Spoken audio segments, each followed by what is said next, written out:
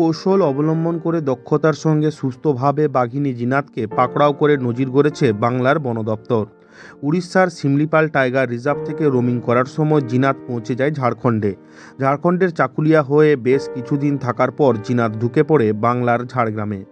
ঝাড়গ্রামের কুটুচুয়ার জঙ্গল থেকে শুরু করে কাঁকড়াঝোড়, ময়ূরঝর্ণা সহ বেলপাহাড়ির বিভিন্ন এলাকায় দুদিন কাটিয়ে জিনাত চলে যায় পুরুলিয়ায়। পুরুলিয়া থেকে জিনাত ঢুকে পড়ে বাঁকুড়ায়।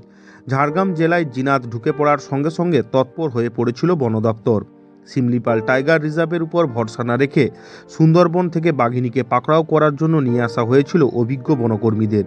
মুখ্য বনপাল, DFO, ADFO, range officer, beat officer, বনকর্মী, হুলাপাটি এবং সুন্দরবন থেকে আসা কর্মী মিলিয়ে মোট 170 জনের মিলিত প্রচেষ্টায় বাঘিনী জিনাতকে ধরতে সক্ষম হয় বাংলার বন দপ্তর। পুরো জঙ্গলটিকে নেট দিয়ে ঘেরে জঙ্গলের চারিদিকে আগুন ধরিয়ে জেসিপি গাড়ির সাহায্যে রবিবার বিকেলে আনুমানিক 4:30টার সময় বাঁকুড়ার রানীবাঁধ এলাকার সংলগ্ন জঙ্গলে জিনাতকে ঘুমপাড়ানি গুলি করে পাকড়াও করে। তারপর সেখান থেকে তাকে চিকিৎসার জন্য নিয়ে যাওয়া হয় আলিপুর চিড়িয়াখানায়। বর্তমানে জিনাতের চিকিৎসা চলছে এবং সে যথেষ্ট সুস্থ রয়েছে বলে জানিয়েছেন রাজ্যের বনমন্ত্রী বীরভা হাঁসদা। ভরা পর্যটকের মরশুমে জঙ্গলমহলে জিনাত ঢুকে পড়ায় যথেষ্ট চিন্তিত হয়ে পড়েছিল পর্যটন ব্যবসায়ীরা। প্রশাসন এবং বন দপ্তরের অতি সক্রিয়তার কারণে পর্যটন ব্যবসায় বিন্দুমাত্র ভাটা পড়েনি। জিনাতকে পাকড়াও করে পশ্চিমবঙ্গ বন দপ্তরের মোটা অঙ্কের টাকা খরচ হয়েছে। সেই প্রসঙ্গে রাজ্যের মন্ত্রী বীরভা হাঁসদা জানিয়েছেন, এখনও পর্যন্ত আনুমানিক 35 লক্ষ টাকার বেশি খরচ হয়েছে জিনাতকে পাকড়াও করতে। মন্ত্রী আর কি বলছেন শুনুন। জন কর্মীকে নিযুক্ত করা হয়েছিল।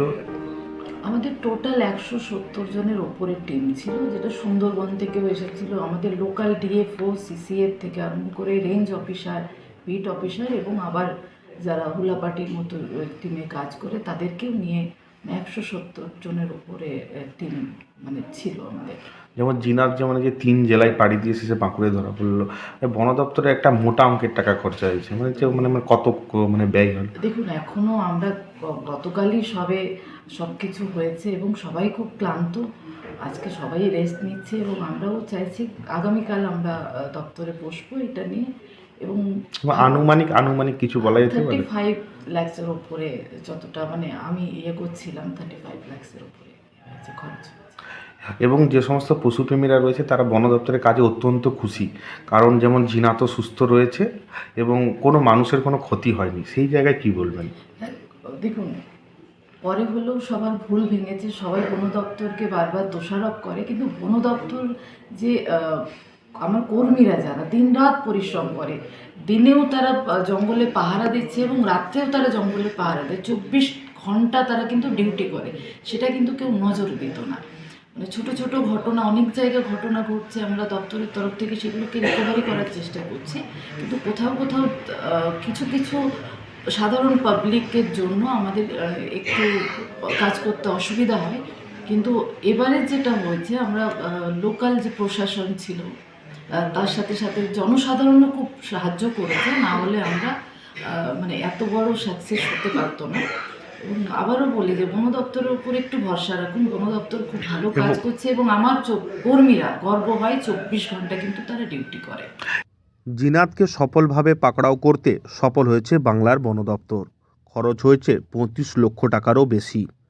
কিন্তু পুরুলিয়ায় জিনাতের হানায় বহু গ্রামবাসীর ছাগলের মৃত্যু হয়েছে। ছাগলের মালিকরা কি ক্ষতিপূরণ পাবে, সেই প্রসঙ্গে মন্ত্রী জানিয়েছেন, দপ্তরে এই প্রসঙ্গে একটি গুরুত্বপূর্ণ বৈঠক রাখা হয়েছে। যাদের ক্ষতি হয়েছে সকলকেই ক্ষতিপূরণ দেওয়া হবে। ঝাড়গ্রাম থেকে বুদ্ধদেব বেরা রিপোর্ট, লোকাল 18 বাংলা।